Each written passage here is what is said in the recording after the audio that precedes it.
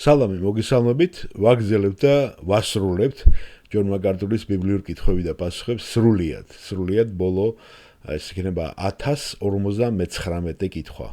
ალბათ თუ მეხსიერება არ მღალატოს, ახლა შეიძლება რამოდენიმე თითებზე ჩამოსათვლად გამოვტოვეთ კითხვა-პასუხი გარკვეული მიზეზების გამო, თორე დანარჩენები იყო რამოდენიმე შეიძლება გამختارიყო 1100 შეიძლება.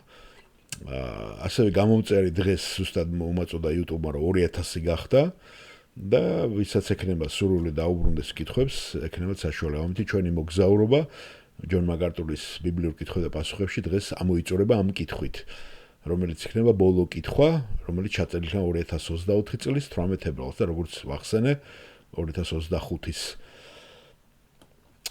წელს გაზაფხულზე ჯონ მაგარტური გარდაიცვალა და უფალმა გაიხმო ის თავისთან. რას ფიქრობთ იმაზე, რომ ბევრი მუსლიმანი სიზმრებით მივიდა ქრისტესთან? სხვათაშორის ეს ფენომენი ყოფილა, მე არ ვიცოდი. პიროვნებას მოაქეს ირანელ ქალზე და ჯონ მაგარტური ესე მიესალმება.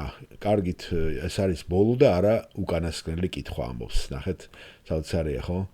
იმედი ქონდა ჯონ მაგარტურს კიდე შედგებოდა ეს ბოლომდე ბოლო ქადაგებაზეც რო ავიდა, ამბობდა რომ არა, იოანეს სახარება მგონი მესამედ დაიწყო თუ რაღაც. და აუდიტორიიდან ჩვენ არ ვიცით ვინ არის არასახელებს თავის სახელს და გვარს. არ ვიცი როგორ დაგისვათ, არა ჯონი ქვია, ამასაც ჯონი ქვია უკაცრავად. მე ჯონი მქვია, არ ვიცი როგორ დავსვა ეს კითხვა. ახლახანს უყურე ინტერვიუს ირანელ ქალთან, რომელიც ქრისტიანი გახდა და რწმენის გამო დააპატიმრეს და მას ყავდა მეგობრები, რომლებიც სასტიკად იდევნებოდნენ ასევე. ის გაანთავისუფლეს და ძალიან ასე თქვათ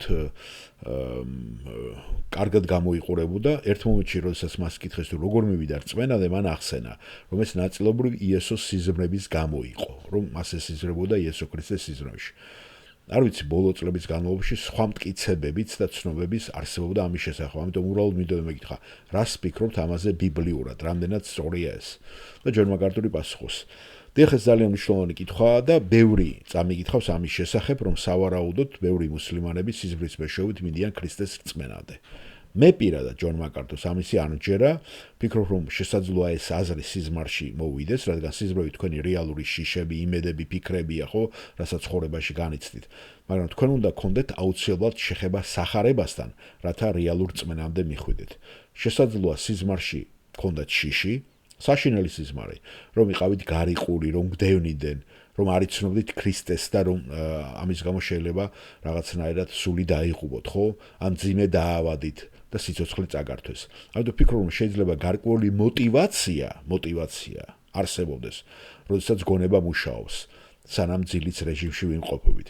მაგრამ ხსნა, რაზეც ლაპარაკი რწმენით, სულით ხსნა, სიზმრით არ მოვა. არა, რწმენა ქრისტეს სიტყვის მოსმენით მოდის, ამას რომელთა მეათე თავში ვკითხულობთ, ამას წმინდა წერილი ადასტურებს, რომ რწმენა მოსმენით მოდის. ასე რომ როგორ მოისმენენ ქადაგებლის გარეშე, გახსოვთ რას ამოსპავლე და იქ არა მოსულ სიზმრის გარეშე, ქადაგების გარეშე.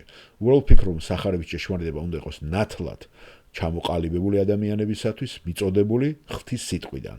და შეიძლება იყოს რაღაცა შიში გამოცდილება სიზმარში, რამაც შეიძლება ბიძგი მოგცეთ. ეს ადამიანების ემოციები და ამ მიმართულებით წაიყვანოს თქვენი ინტერესი. და შემდეგ მიხვიდეთ სახარებასთან. კარგით, გმადლობთ ყველას მოსვენისათვის და მადლობთ ყველას ასევე ჩვენიდან, რომ მოყვებოდით და ერთგულად უსმენთ ბიბლიურ კითხვები და პასუხებს. მომავალ შეხვედრამდე.